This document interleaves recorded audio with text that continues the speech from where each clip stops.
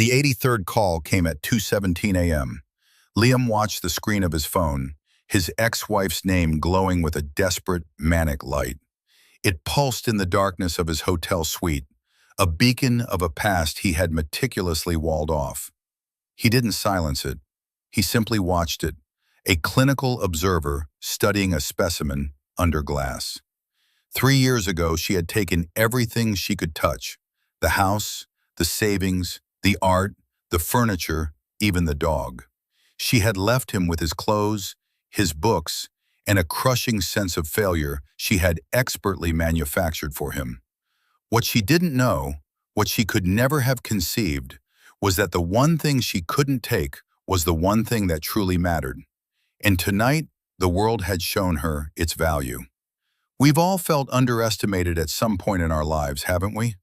That sting of being misjudged, dismissed, or written off. It's a universal feeling, a quiet anger that can either consume you or become the fuel for a fire they never see coming.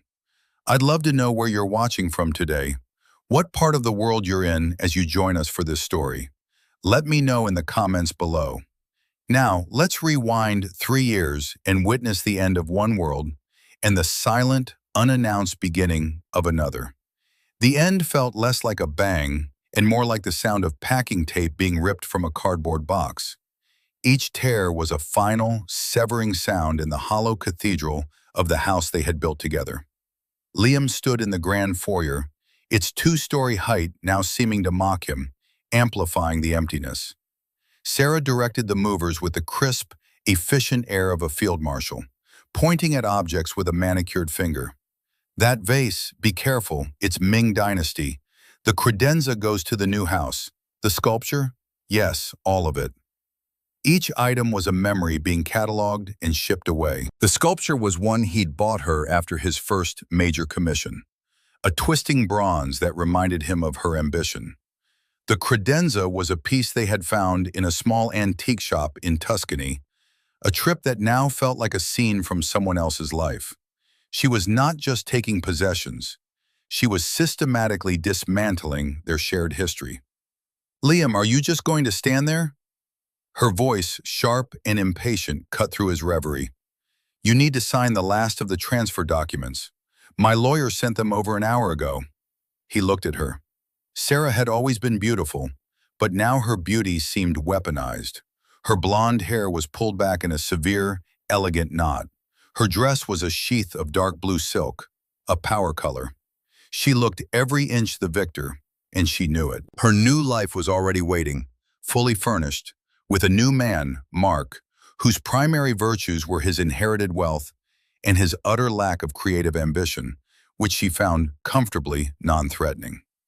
Liam walked to the marble island in the kitchen, where a sleek laptop sat open. On the screen was the document that would sign away the last vestiges of his material life with her. He scrolled through the pages, not reading the dense legalese, but feeling the weight of each clause. He had agreed to it all. His lawyer, a beleaguered and underpaid public defender, had called it a slaughter. Liam had called it the price of freedom. "It seems a bit thorough, don't you think?" he said, his voice quiet, betraying none of the storm inside him. Sarah laughed, a short, brittle sound. "Thorough? Liam, it's fair. I supported your artistic temperament for a decade. I hosted the dinners. I charmed the clients. I built the life that allowed you to sit in your studio and sketch your little dream buildings. This," she gestured around the echoing space, "is my severance package for a job poorly done on your part." The insult was designed to land like a physical blow, and a younger Liam would have recoiled. But the man standing in the kitchen was someone else. Someone forged in the quiet disappointment of the last few years of their marriage. He simply looked at her, his gaze steady. "My sketches," he said softly, more to himself than to her. He thought of the worn leather portfolio lying in the back of his beat-up car, the only thing he had made sure to pack first. It contained his life's work, the culmination of years of research into biomimetic architecture and sustainable energy systems. To her, they were doodles. To him, they were the future. "Oh, please," she scoffed, sensing his shift in focus. Don't start with the misunderstood genius routine.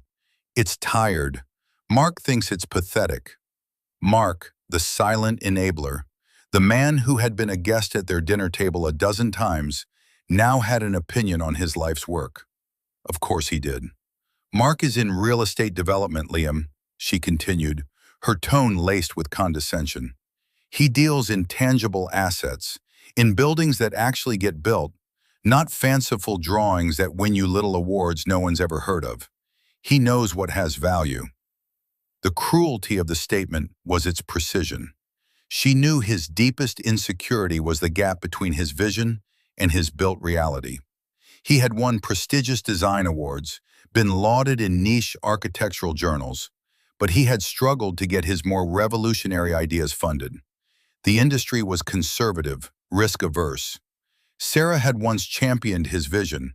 Now she used it as a stone to sharpen her contempt. He moved the cursor to the signature line. He typed his name, Liam Caldwell. With a click, it was done. The house was hers. The money was hers. The life they had shared was now a property transferred to her name. An email notification pinged. The transfer was complete. There, he said, closing the laptop. It's all yours. A flicker of something, was it surprise at his placid compliance? Crossed her face, but was quickly replaced by triumph. Good. The movers are almost done. You should probably go. It's awkward. He didn't need to be told. He was already a ghost in this house. He turned and walked towards the door, his footsteps the only sound. As he reached for the handle, she said his name one last time. Liam. He stopped but didn't turn around. I do hope you find your footing. Maybe get a real job, a 9-to-5, something stable. This artist fantasy has run its course. It was a final twist of the knife, disguised as concern. She wasn't wishing him well. She was writing his epitaph. He opened the door and stepped out into the blindingly bright afternoon. He didn't look back.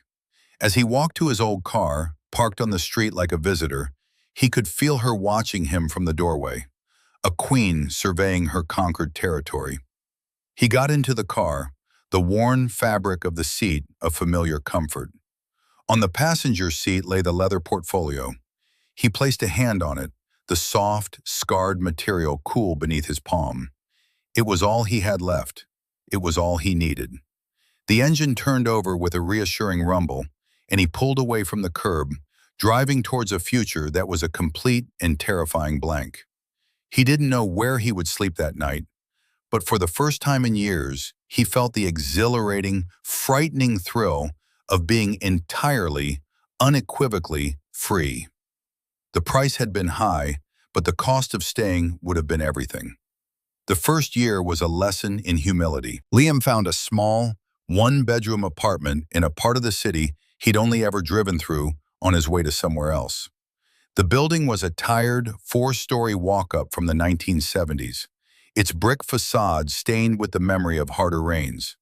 His apartment overlooked a narrow alley where the primary view was the back of a laundromat, its industrial vents sighing warm, soapy air day and night.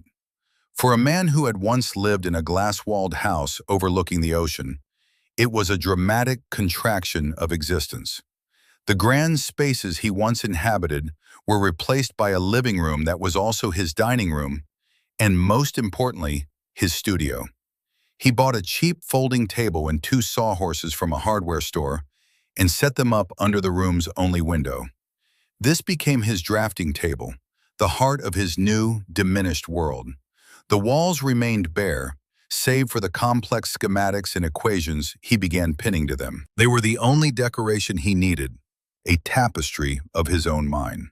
He took a job at a corporate architectural firm, a place that churned out designs for suburban shopping malls and soulless office parks. It was the 9-to-5 Sarah had prescribed for him, a stable, predictable purgatory. His colleagues knew him by his reputation, the visionary who had somehow fallen from grace.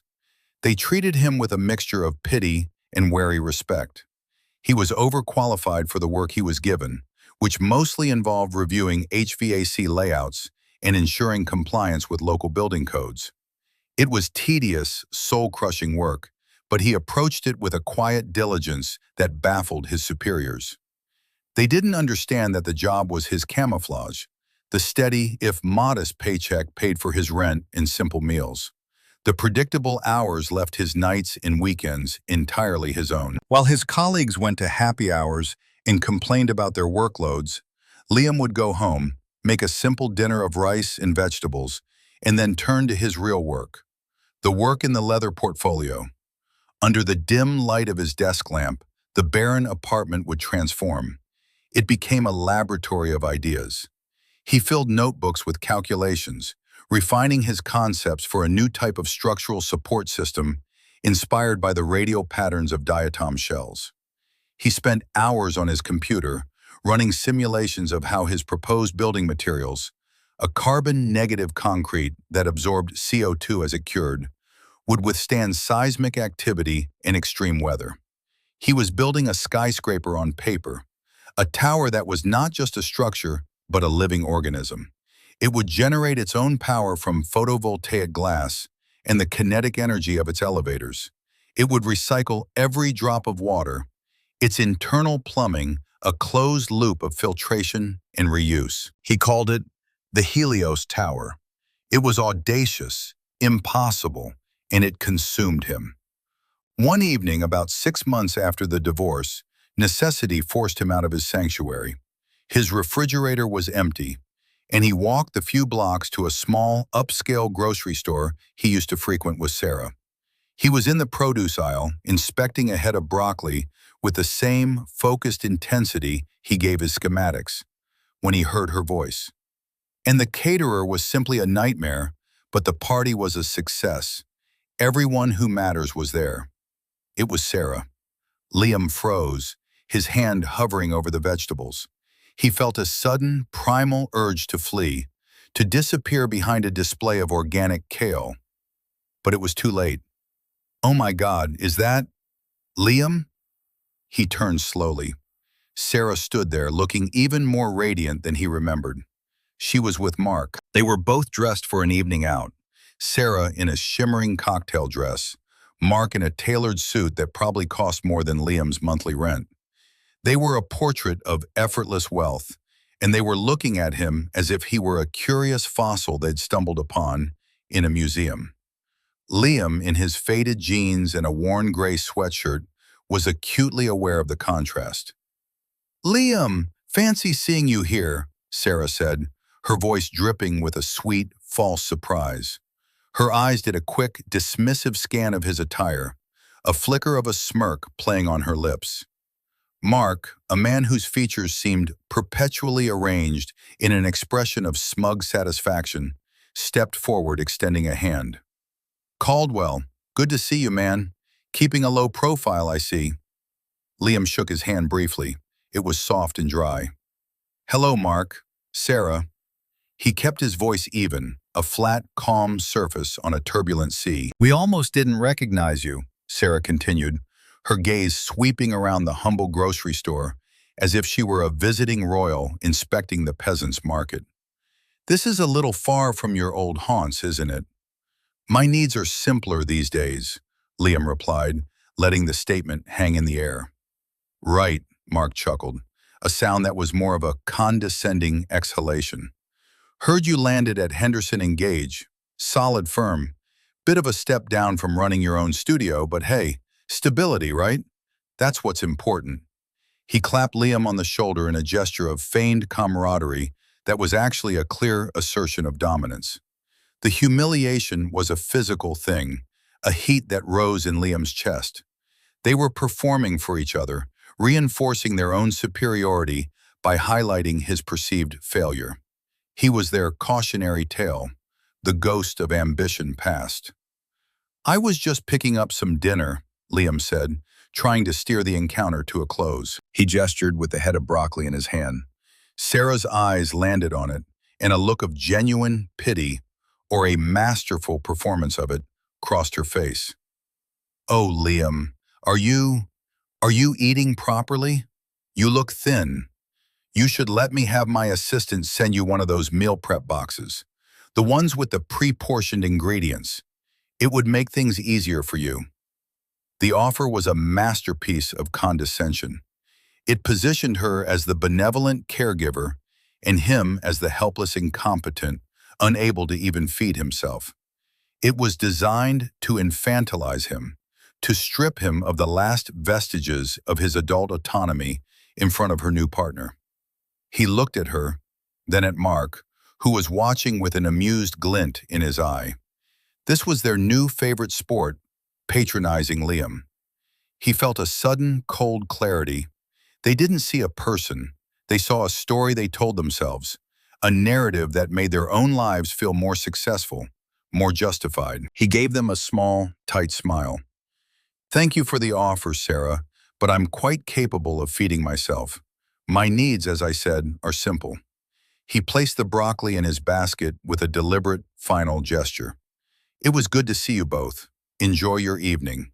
He turned and walked away without waiting for a reply, pushing his cart towards the checkout. He could feel their eyes on his back. He did not rush. He walked with a measured, steady pace, his back straight. Each step was an act of will. In his mind, he was not in a grocery store. He was walking through the steel and glass skeleton of the Helios Tower, a place they could not imagine, a world they could not see. When he got to his apartment, the encounter replayed in his mind, the sting of it sharp and fresh. But he did not dwell on it. He taped the grocery receipt to the wall next to a complex rendering of the tower's foundation. It was another piece of fuel. He sat down at his drafting table, pulled a fresh sheet of paper towards him, and began to draw. The lines were clean, sharp, and confident. They were the lines of a man who knew exactly what he was building. The second year passed in a similar rhythm of quiet labor. The corporate drone by day, the visionary by night. Liam's world was his work. He became a ghost in his own life, foregoing social invitations, his phone rarely ringing with anything other than calls from his mother, who worried about him constantly. "You're working too hard, honey," she'd say. "You need to get out. You need to live." He would reassure her, telling her he was fine, that he was content. He couldn't explain that he was more alive in the confines of his small apartment, surrounded by his equations and blueprints, than he had ever been at the lavish parties Sarah used to host. His project was evolving from a theoretical concept into a viable proposal. He had solved the chemical composition for his carbon-negative concrete, which he provisionally named Biocrete. He had perfected the design for the kinetic energy reclamation system for the elevators, a design so efficient it could power the building's common areas entirely on its own. He began, cautiously, to reach out. Not to the big, established venture capital firms that had rejected his less ambitious ideas in the past. He sought out a new breed of investor, tech billionaires who had made their fortunes on disruptive ideas, and who were now looking for legacy projects, ways to pour their wealth into something that would reshape the world. He sent out a single, carefully crafted email. It went to the private office of Julian Croft, a legendary and reclusive tech mogul who had retired in his early 40s after selling his software company for a sum that could alter the GDP of a small nation. Croft was known for his obsession with sustainability and his disdain for traditional thinking. The email was concise. It contained no flowery language, only a single paragraph outlining the core concept of the Helios Tower and a link to a password-protected site containing his research, simulations, and a stunningly realistic 3D animated walkthrough of the proposed building. He didn't include a resume or a biography. He let the work speak for itself. He clicked send and expected nothing. Meanwhile, Sarah and Mark's life was a public spectacle of success. Her social media was a curated gallery of their fabulous existence. Skiing in Gstaad, yachting in the Greek Isles, attending charity galas where they posed on red carpets, their smiles bright and brittle. One evening, Liam stumbled upon an online article in a glossy society magazine titled "Power Couples of the City." There they were, Sarah and Mark, smiling from the page. The article lauded Mark's shrewd investments in luxury real estate and Sarah's impeccable taste, and her new role as a high-profile philanthropist and board member for the City Museum. The article included a quote from Sarah. "It's all about partnership," she'd said, "finding someone who shares your values, who isn't afraid of success. My husband Mark is a rock. He's grounded in reality. In my previous life, I was married to a dreamer, and while dreams are lovely, they don't pay the bills or build a legacy." Liam read the words, and for the first time, he felt nothing. No anger, no humiliation. It was like reading about two characters in a novel, people he didn't know. Her narrative about him was so complete, so polished, that it had detached from him entirely. It was her story, not his. He closed the browser window and turned back to his screen, where a new email had just arrived. The sender was simply J. Croft. The subject line, "Your email." The body of the email contained a single sentence. "When can you be in Geneva?" 3 days later, Liam was on a plane, his old leather portfolio on the seat beside him. The corporate firm he worked for thought he was taking a week of vacation, a trip to clear his head. He was met at the Geneva airport by a discreet driver who took him to a sprawling, modernist estate on the shores of the lake. Julian Croft was not what he expected. He was a man in his late 50s with the restless energy of a teenager, dressed in a simple black t-shirt and jeans. He had piercing blue eyes that seemed to see right through Liam. They didn't shake hands. Croft gestured for Liam to follow him into a vast, sun-drenched room that was less an office and more a think tank, its walls covered in whiteboards filled with complex algorithms. "I've had my team of engineers, actual rocket scientists from my aerospace division, go over your work for the past 72 hours, Croft said, pacing back and forth. "They say it's impossible. Then they say, but the math works. They hate that. I love it." He stopped and turned to face Liam. "The biocrete, the kinetic reclamation, the closed-loop water system. You've solved three of the biggest problems in urban sustainability in one cohesive design. This isn't a building, Mr. Caldwell. It's a paradigm shift."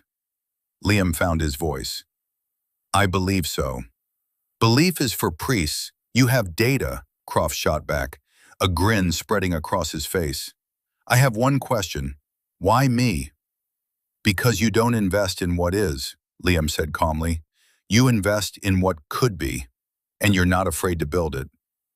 Croft stared at him for a long moment, his blue eyes appraising. Then he clapped his hands together once, a sharp, decisive sound. "We're going to build it. We're going to form a new company. You will be the chief architect and a majority shareholder in the intellectual property. My people will handle the financing, the logistics, the politics. You just make sure this thing can actually stand up." He pointed to a 3D hologram of the Helios Tower that was now shimmering in the center of the room. "Welcome to the future, Mr. Caldwell. Try not to screw it up." Over the next year, Liam lived a double life. He continued to work his bland corporate job, a ghost in the machine. But his real life happened in encrypted video calls, in discreet trips to Geneva, London, and Tokyo. A new entity, the Helios Development Group, was formed, with Croft's immense capital as its engine. They acquired a prime piece of real estate in the city's burgeoning tech district. They secretly patented Liam's technologies under the new company's name. The project was kept under a level of secrecy usually reserved for military operations. In the world of high-stakes development, a revolutionary idea was a target. Liam resigned from his job at Henderson and Gage 2 months before the public announcement. He gave 2 weeks' notice. His manager was surprised. "Taking some time off, Caldwell? Good for you. The door's always open if you need something stable to come back to." Liam just smiled and thanked him. He cleaned out his cubicle, which contained nothing personal except for a single framed photo of his parents. The day before the press conference, Liam walked through the now empty lot where the Helios Tower would rise. It was a vast, muddy expanse of urban decay waiting to be reborn. He stood in the center of it, the city's noise a distant hum. He closed his eyes and could see it, feel it, the soaring lines of glass and steel, the whisper of the kinetic elevators, the clean, recycled air in the atriums. It was real. After 3 years of silent, solitary work, it was finally real. He felt a profound sense of peace settle over him. It wasn't triumph, it was completion. The next day the world would find out, and the past would come rushing back in. The third year culminated on a Tuesday. It was the day of the announcement. The Helios Development Group had booked the grand ballroom at the city's most prestigious hotel for a press conference. The invitation had been deliberately vague, promising only a revolutionary announcement that will reshape the city's skyline and its future. The mystery had worked. The room was packed with journalists, industry analysts, city officials, and the biggest names in real estate and architecture.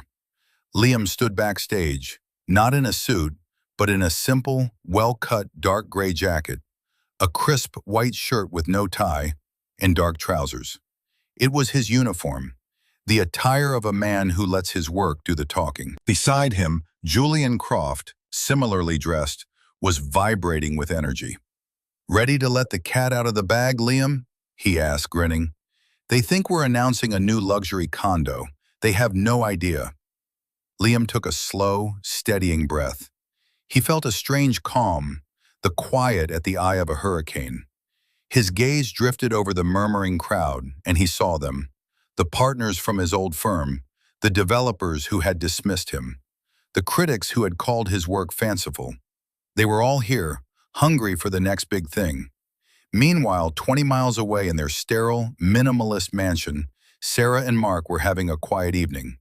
The television was on, tuned to a 24-hour news channel, the sound a low, ignorable drone in the background of their lives. Mark was scrolling through stock market reports on his tablet, a frown creasing his brow.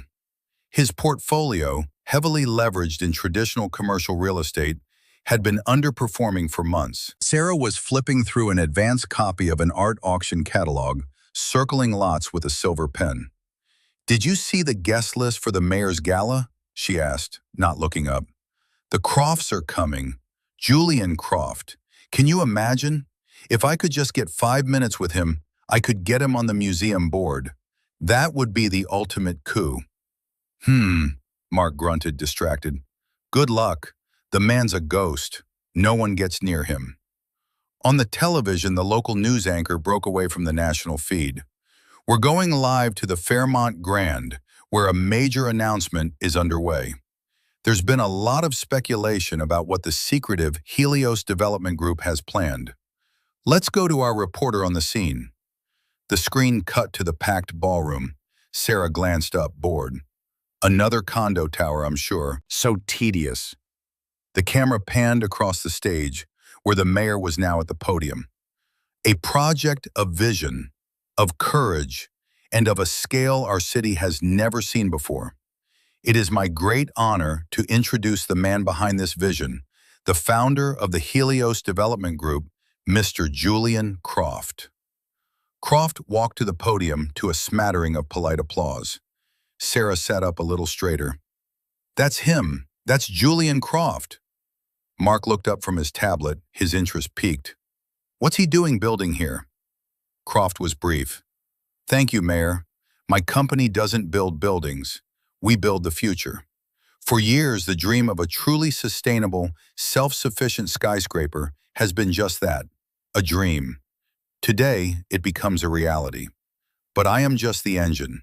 The architect of this reality, the mind behind the Helios Tower, is the real reason we are here today. He is a man whose genius has been overlooked by the very industry he is about to redefine. Ladies and gentlemen, the lead architect and chief visionary of the Helios project, Mr. Liam Caldwell." The camera swung to the side of the stage, and there he was. Liam walked into the spotlight. He didn't look different. He was just solid, calm. He radiated a quiet authority that was more powerful than any bravado.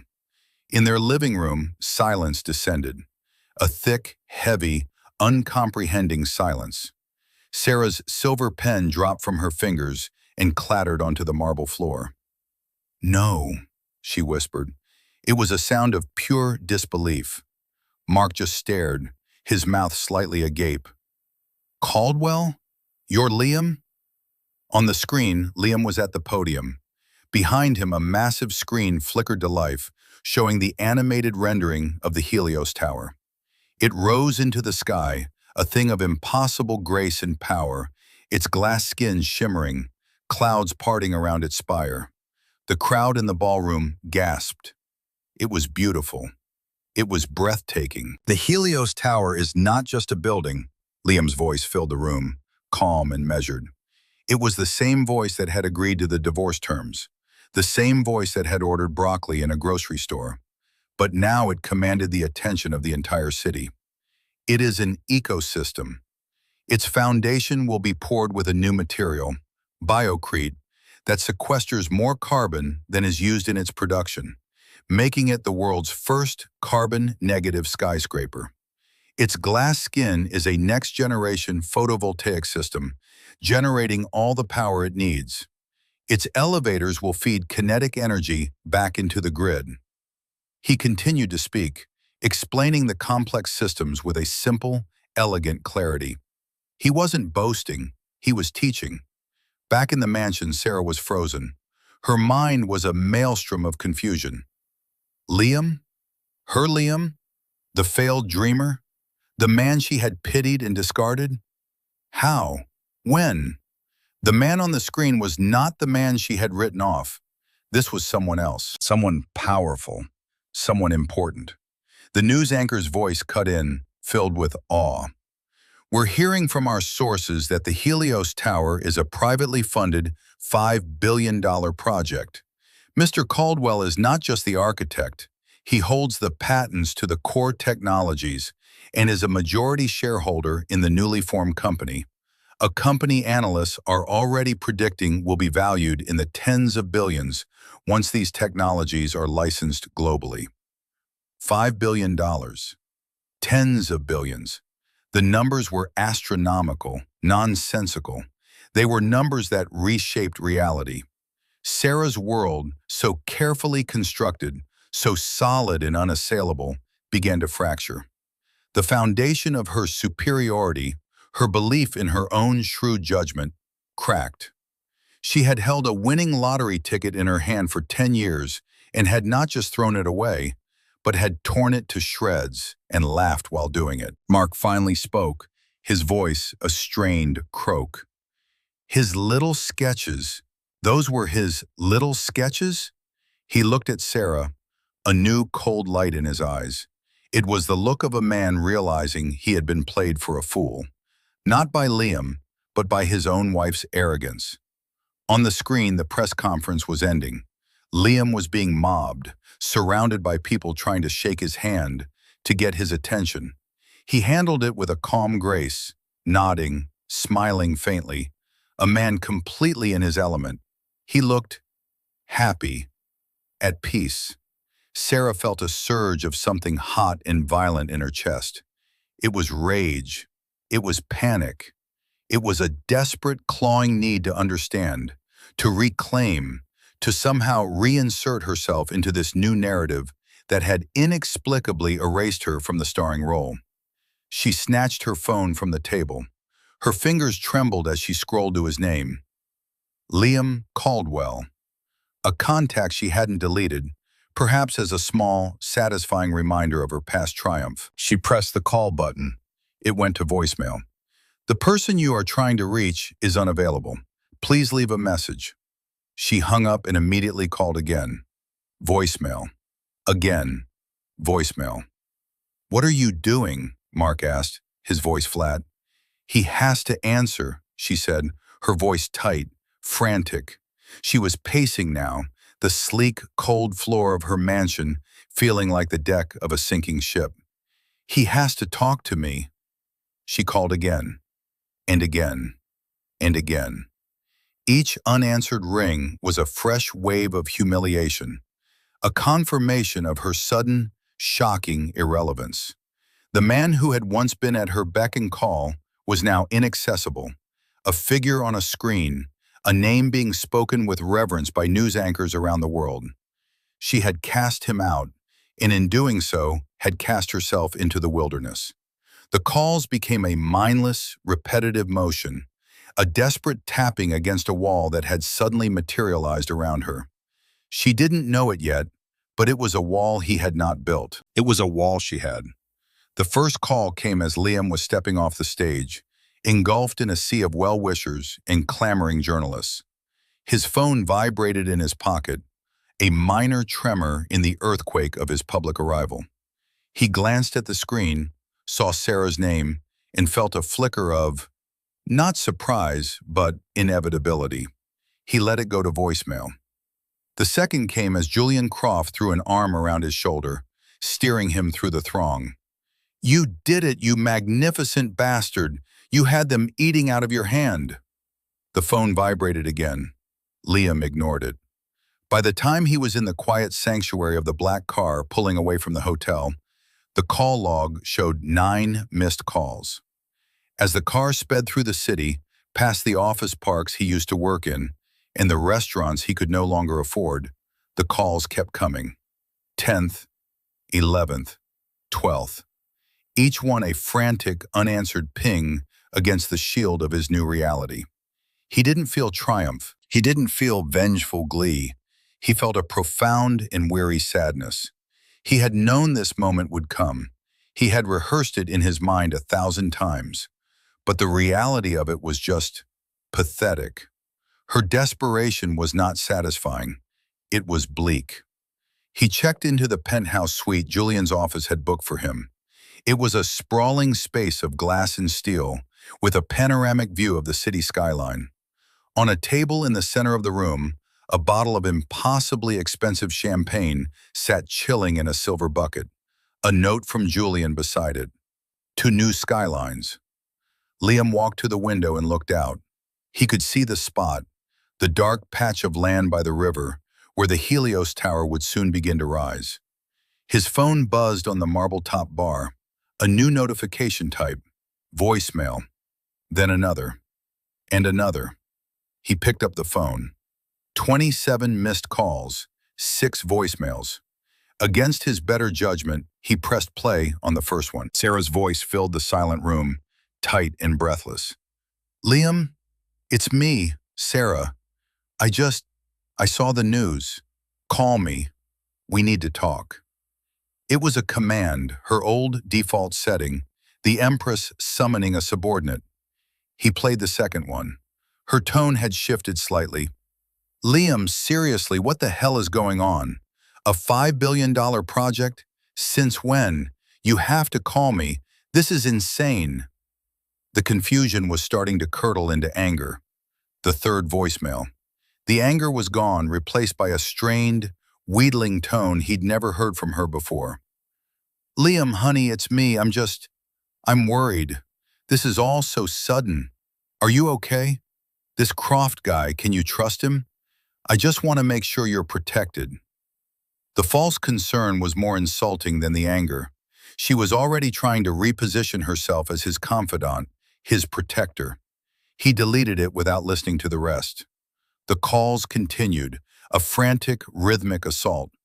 By midnight, the count had passed 50. He muted the phone, but he didn't turn it off. He let it sit there, a silent, blinking testament to her unraveling. The 83rd call came at 2:17 a.m. He was still awake, sitting in an armchair by the window, the city lights spread out before him like a blanket of fallen stars. The name pulsed on the screen. Sarah. It looked alien, a word from a forgotten language. He finally understood. She wasn't calling him. She was calling the man on the television. She was calling the money, the fame, the power. The person she had divorced, the man she thought she knew, was someone she had no interest in speaking to. He no longer existed. He finally picked up the phone. He didn't answer. He held his thumb over the contact, and with a simple, quiet press, he blocked her number. The frantic blinking stopped. The silence that followed was absolute. It was the sound of a door being calmly, finally, and irrevocably closed. A week later, a package arrived at the temporary headquarters of the Helios Development Group. It was a large, flat box, wrapped in expensive paper. It was addressed to Liam. His assistant, a sharp young woman named Chloe, brought it to his office, a minimalist glass cube overlooking the bustling, open-plan workspace. "This came by special courier, Mr. Caldwell.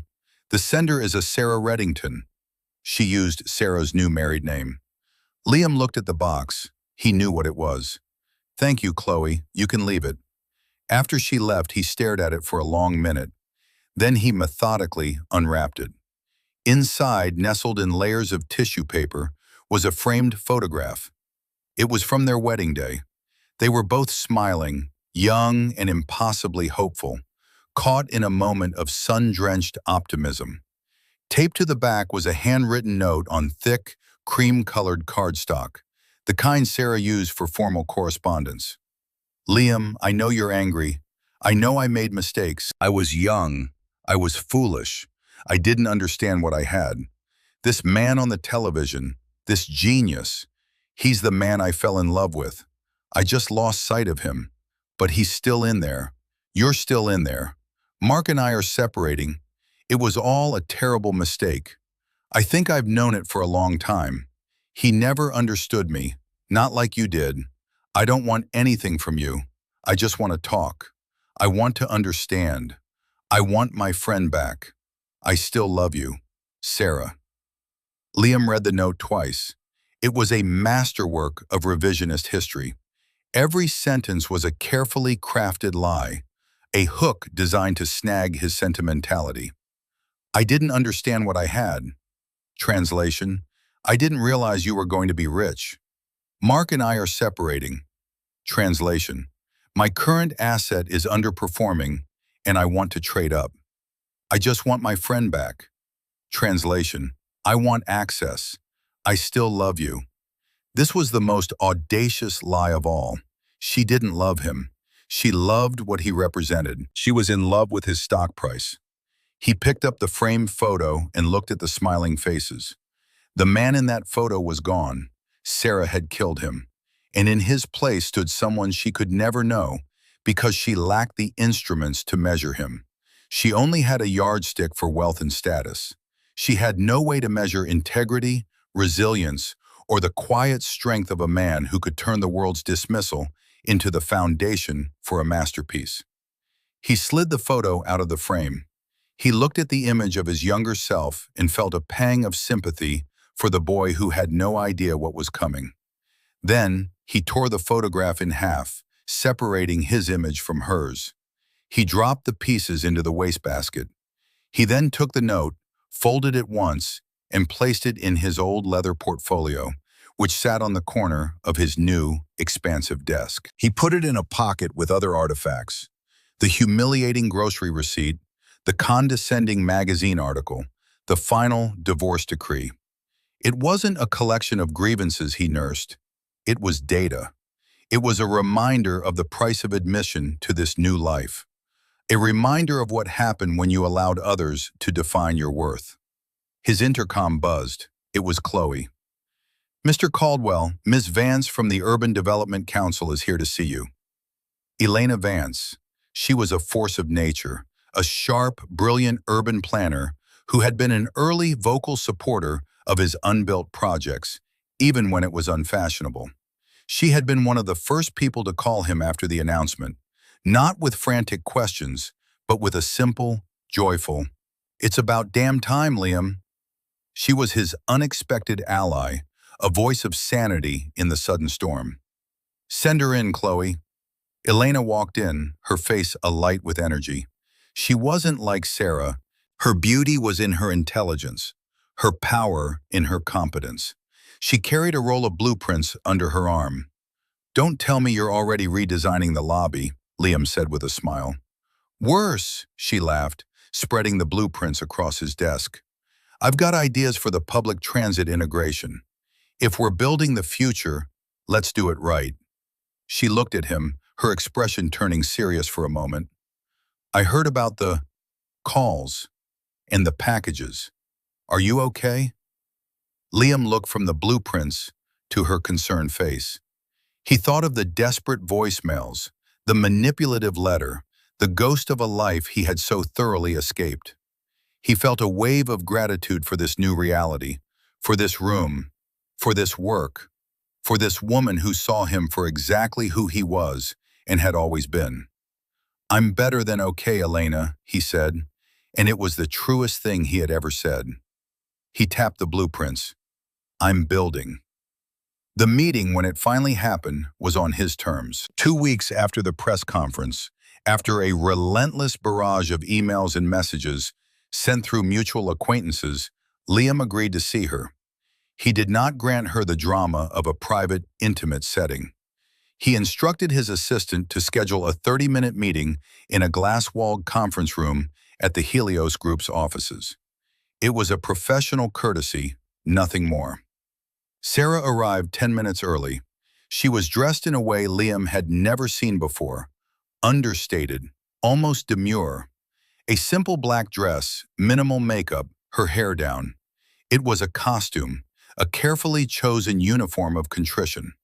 She sat in the sterile conference room, a single chair on one side of a vast, empty table, and waited. She looked small and out of place, a supplicant in a temple of power she did not understand. Liam entered the room at the precise time of the appointment, followed by Chloe, who carried a tablet. He was not alone. This was not a reunion.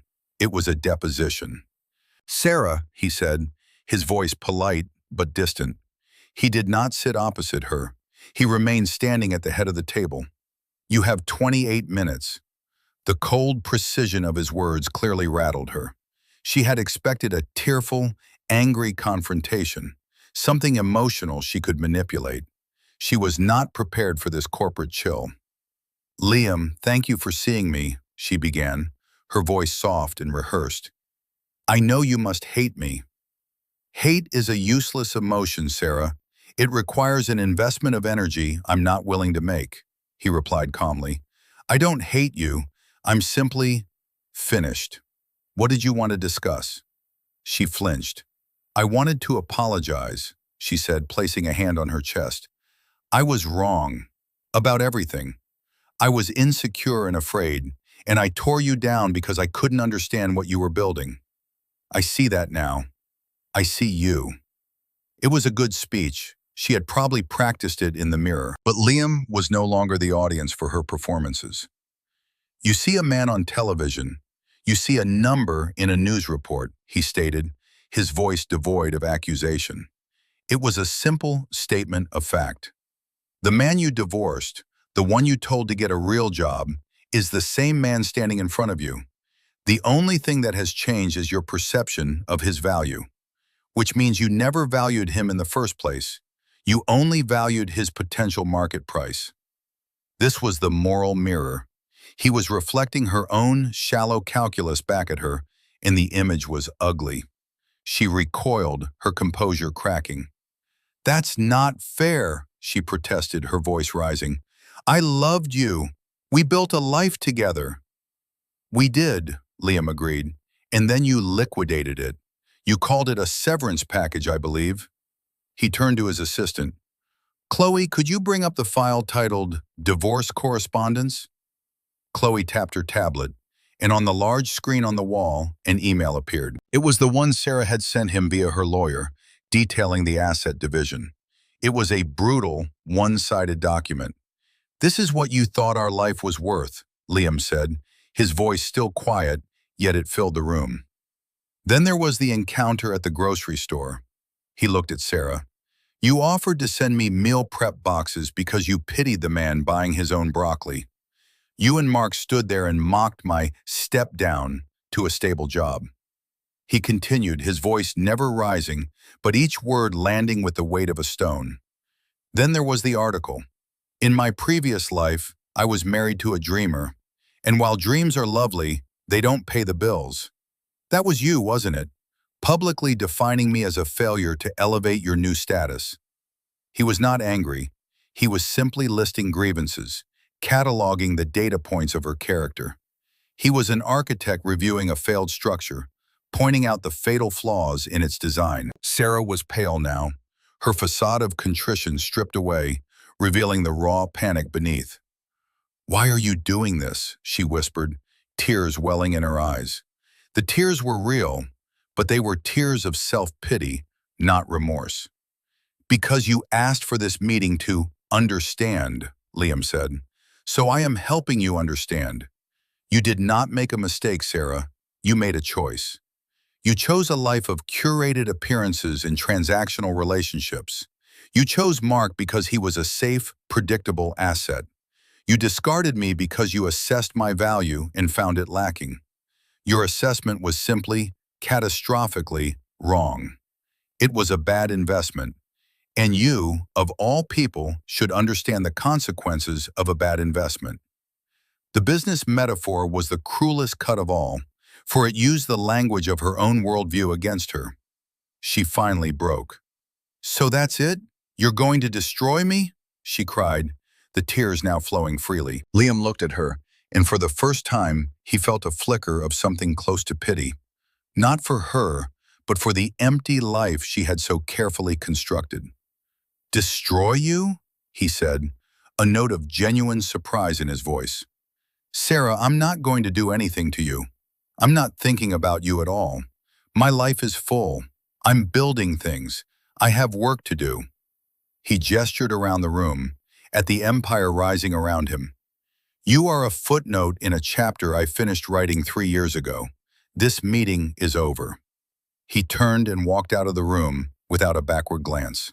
Chloe followed, closing the door softly behind her, leaving Sarah alone in the glass box, crying at the center of a vast, empty table, a ghost in a future she could see but never touch. The consequences for Sarah and Mark were not sudden or dramatic, but rather a slow, grinding erosion. Their world, built on the shifting sands of social status, began to slide. The Helios Tower became the only topic of conversation in the circles they frequented. It was the future, and everyone wanted a piece of it. Liam's name was on every lip, spoken with a reverence previously reserved for tech gods and legendary financiers. At parties, people would corner Sarah, their eyes gleaming with curiosity. "You were married to him, weren't you? What was he like? Did you know?" Each question was a small, public flagellation. Her past, once a source of smug superiority, was now a source of public humiliation. She was the woman who had fumbled the future. Mark, the silent enabler, found his own standing plummeting. His developments, luxury condos with granite countertops and imported marble, suddenly seemed dated, gaudy, and environmentally irresponsible compared to the elegant, sustainable vision of the Helios Tower. Investors grew wary. Banks became hesitant. The shrewd real estate mogul was revealed to be a man who simply built what had already been built. A follower, not a leader. His business, and by extension his identity, began to crumble. The strain shattered their relationship, which had no foundation of genuine affection to withstand such a seismic shock. Their arguments were bitter and brutal. "This is your fault," Mark would rage, pacing their cavernous, silent living room. "You had him, and you threw him away for this. For me. You made me look like a fool."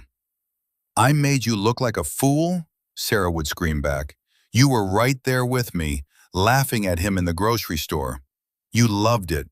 You loved feeling superior to him." They were two people trapped in a cage of their own making, lashing out at each other because the true target of their rage, their own monumental lack of vision, was too painful to confront. The separation, when it came, was not the strategic move Sarah had described in her letter to Liam. It was a messy, acrimonious implosion, a fire sale of shared assets, and a public airing of mutual resentments. Sarah was left adrift. Her beauty, her social graces, her impeccable taste, these were currencies that had depreciated overnight. In a world now captivated by substance, she was pure surface, and the surface was cracking. She tried to rebrand herself, to launch a sustainable design consultancy, but the attempt was so transparently opportunistic that it became a running joke in the industry. She was a pariah, a living symbol of bad judgment. Liam witnessed none of this directly. He heard whispers from people like Elena, but he never sought out the information. He was too busy. The Helios Tower broke ground in a ceremony attended by governors and global CEOs. It was the beginning of a decade-long project that would consume him in the best possible way. He and Elena Vance became partners, first professionally and then personally. Theirs was a relationship built not on youthful infatuation, but on a deep, abiding, mutual respect. They were two architects building a life together, their foundations solid, their designs aligned. One afternoon, years later, Liam was walking through a newly completed public park at the base of the half-finished Helios Tower. The structure already soared into the clouds, a testament to a dream made real. He saw a woman sitting alone on a bench, staring up at the tower. She was older, her clothes elegant but worn. It took him a moment to recognize her. It was Sarah. She didn't see him. Her face, stripped of its old confidence, was etched with a kind of weary awe. She was just another citizen, gazing up at the monument that had so completely and irrevocably changed her world. Liam watched her for a moment, a stranger observing a stranger. He felt no anger, no pity, no satisfaction. He felt nothing at all. She was simply a part of the city's landscape, a relic of a past that no longer belonged to him. He turned and walked away, his mind already on the next phase of construction, on the future he was building, a future bright and solid and soaring into the sky. And so, we come to the end of Liam's story, but the beginning of his true legacy. It's a story about revenge, yes, but not the loud, explosive kind.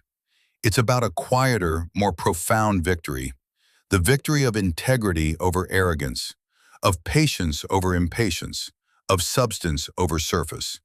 Liam's ultimate triumph wasn't that he became rich and famous. It was that he remained himself. He held on to his dignity when he had nothing else. And in the end, that proved to be the most valuable asset of all. Sarah and Mark weren't defeated by Liam. They were defeated by their own values. They worshipped at the altar of status and appearances. And when the world's definition of status changed, their faith was revealed to be hollow. They were left with nothing but the empty echoes of a life they thought was successful. True worth isn't something that can be given to you or taken away. It's not in a house or a bank account or the opinion of others. It's in the work you do when no one is watching. It's in the quiet dedication to your own vision, the resilience to stand up after you've been knocked down, and the grace to remain true to yourself, whether you're in a tiny apartment or a penthouse suite. Liam's story reminds us that the most powerful force in the universe isn't money or power. It's a single person with a clear purpose and the unwavering patience to see it through. The world may be loud and distracting, but in the end, it's the quiet, consistent work that builds the things that last. What do you think is the truest measure of a person's worth? Is it what they have or who they are? Let me know your thoughts in the comments below. Your insights are what make this community so special. And if this story resonated with you, please give it a like and subscribe for more stories of justice, redemption, and the quiet triumph of the human spirit. Thank you for joining me today, and remember, build your life on a foundation so strong that no one else's opinion can ever shake it.